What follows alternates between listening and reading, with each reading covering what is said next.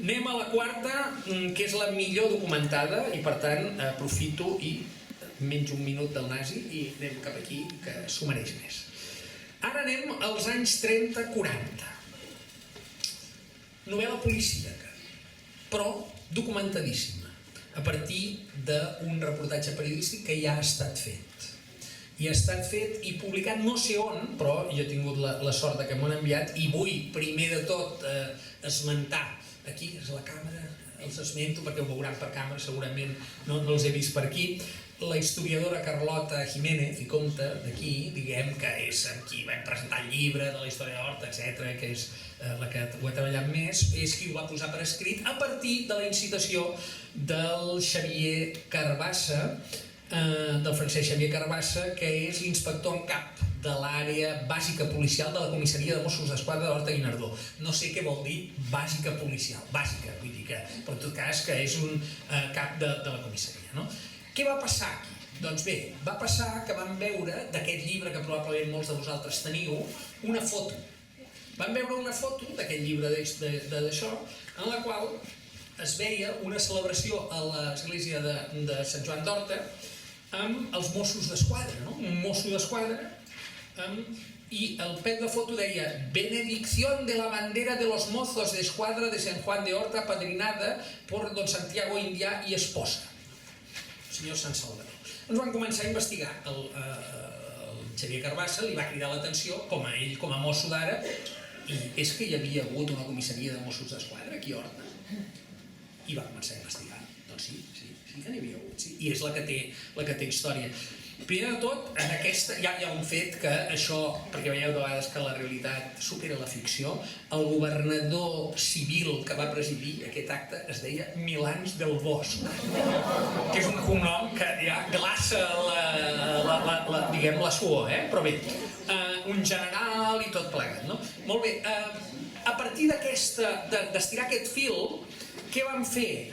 Doncs van resultar que van trobar una informadora, una monja d'aquí, de les Carmelites, amb qui es van reunir i ho expliquen clarament en el paper perquè la Carlota també hi va anar, no? Aquí, en reunir-se, el que van descobrir és que a l'antic convent de les Carmelites, del carrer de Salses, quan les Carmelites van anar al carrer de Campoamor, més a la seva ubicació actual, allò va passar a ser la comissaria de Mossos d'Esquadra des de l'any 1928 al 36. És a dir, que l'antic convent, va ser els Mossos d'Esquadra. Algú, i és una memòria una mica soterrada, perquè del 40 al 56 allà hi va haver la caserna del Guàrdia Civil, que és el que segurament una cosa que tapa l'altra, i entremig hi ha la guerra, etc.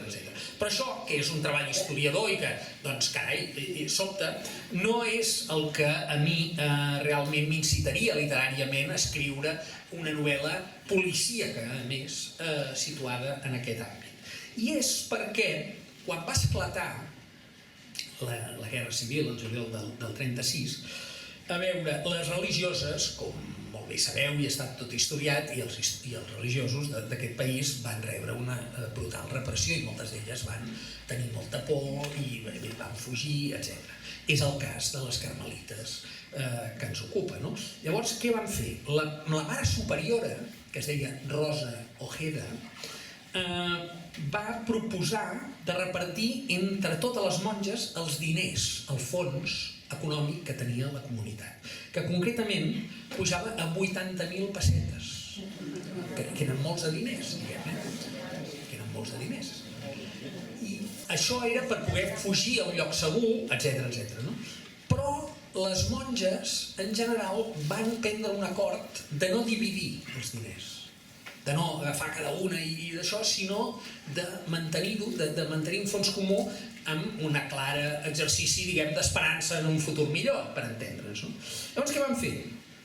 Van anar a buscar el cap dels Mossos d'Esquadra, amb qui tenien una relació clara, és obvi que hi havia d'haver una companyonia entre les monges i els Mossos, durant aquells anys. Vull dir, d'aquí, a la novel·la, hi podria haver algun amor no correspost, naturalment, o algun túnel amagat des de l'antic convent, o alguna monja que a l'hora d'anar a dormir s'equivocava de convent i anava a l'antic, no? En fi, això ja seria gran i pa i formatge, ja sabeu com som els escriptors, que són gent de malviure i de poc fiar, no? Però, en aquell cas, la relació era de confiança plena, no? Aquestes 80.000 pessetes les van portar al cap dels Mossos d'Esquadra, que vivia a tocar. Aquí no especifiquen en aquest article la Carlota i en Xavier a quin carrer, però me l'imagino a tocar de salses, a tocar, eren veïns. Molt bé, llavors què van fer això? I aquí és on hi ha aquells detalls. El Mercè Rodoreda deia, el més important a les novel·les són sempre els detalls. Doncs a qui li van donar no va ser el cap de Mossos, no, va ser la seva esposa, la Saturnina, que van dir és més de fiar, que jo també hauria fet, perquè esclar, pot ser molt cap de Mossos, però diu que s'ho veurà aquest home, no, la Saturnina. Però com ho van fer? Van posar tots els bitllets, que no devien ser pocs, perquè no sé quin era el màxim, no? Però estem parlant del 36, no? 80.000 pessetes dins d'una olla. Una olla! Com si fos la cucanya, 80.000 pessetes dins d'una olla. Que dius, hòstia, això... I què van fer, la Saturnina? Doncs la Saturnina, que deia, era l'època que els bancs, en fi, no formaven part del paisatge i la gent tenia els calés sota la rajola, no? La Saturnina va dir, hòstia, no tinc rajoles tan grosses, me'n vaig al jardí i enterrem l'olla. Com qui trenca l'olla, saps? Van enterrar l'olla. Amb 80.000 pessetes. Va passar la Guerra Civil. Del cap del Mossos no se'n sap res més, però és probable que potser morís, com tants compatriotes, diguem, o el que fos, però la Saturnina, allà ella, a prop de l'olla, saps què vull dir? Ella a prop de l'olla, passa tots els anys, tornen les monges al seu convent, any 40, devastació, primers, crec que no tornen fins al 40, diuen, però en tot cas, primers moments, gran desconcert, etc. I algú diu, hòstia, clar, en fi, tot s'ha de construir, i van a veure, les monges, entre elles algunes ho sabien, però la mare superior ja no era la mateixa, en fi, total, que la senyora Saturnina, pel seu deure, se'ls hi presenta un dia al monestir i diu, que jo tinc una olla. I sí, la Saturnina havia de l'olla durant tota la Guerra Civil, van allà, i què passava amb l'olla? Doncs que estaven tots els bitllets, molts d'ells mullats o pel vapor, és a dir, que estava, diguem, en un estat molt delicat. Les monges, cap problema. No teníem res més a fer, clar, no hi havia Mossos d'Esquadra ja, i amb la Guàrdia Civil, però que no es feien, Bé, la qüestió és que tenien temps, les monges, no? Van agafar l'olla i amb allò del vapor, que si algú és aficionat a la filatèlia, la gent desenganxava el segell sense fer-ne mal, doncs vinga, bitllet, fins als 80.000 pessetes, tu. Van recuperar tot aquells diners, com tantes històries de guerra, oi, que la gent amagava, que no sé què, però ho van recuperar i allò, pel que diuen, va servir doncs per fer, en fi, per fer tot, per adequar totes les instal·lacions, l'hospital, etc, de les Carmelites, no? Des de llavors, la senyora Maria Coma Posada, que tenia 10 anys i que va ser la informadora del Xavier i de la Carlota, diu que ella recorda que cada X temps, però un cop l'any, anaven a casa la senyora Saturnina amb un pastís i la van cuidar i les monges aquelles la tenien aquí dalt. No devien fer ous com els del convent de Santa Clara, però alguna cosa feien, no? Clar, davant d'una història així, és que no cal inventar gaire, Vull dir, és el que t'hi trobes de vegades, no? També que hi ha hagut gent que ha acabat novel·lant, o amb eines de narrador, un fet històric com aquest, però, oi que quan us ho explicava semblava una novel·la, que deia, oi que semblava una novel·la? Doncs bé, això, la Carlota és historiadora i el Xavier van voler, doncs, treure l'entrellat absolutament, no?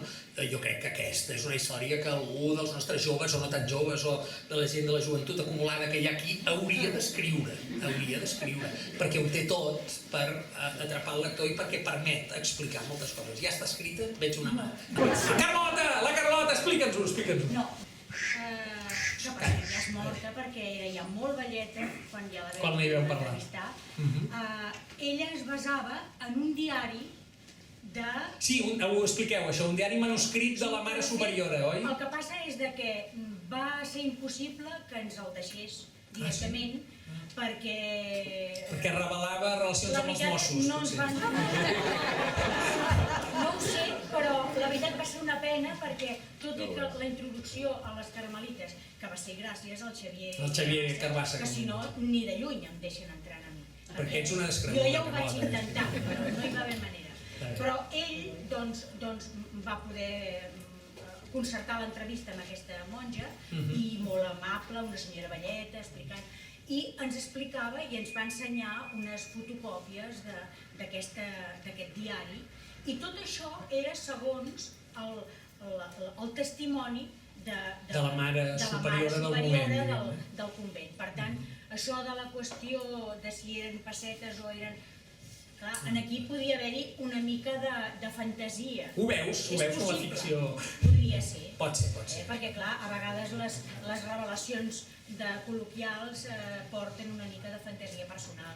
Sí, o potser era alguna cosa valuosos, joies, coses valuoses i ella ho va transformar en bitllets. Això mateix. Sí, pot ser. Ara a mi la imatge filatèlica d'anar desenganxant bitllet a bitllet ho trobo millorable. Jo crec que una novel·la la posaria, no es preocuparia per aquest petit detall. Molt bé, moltes gràcies.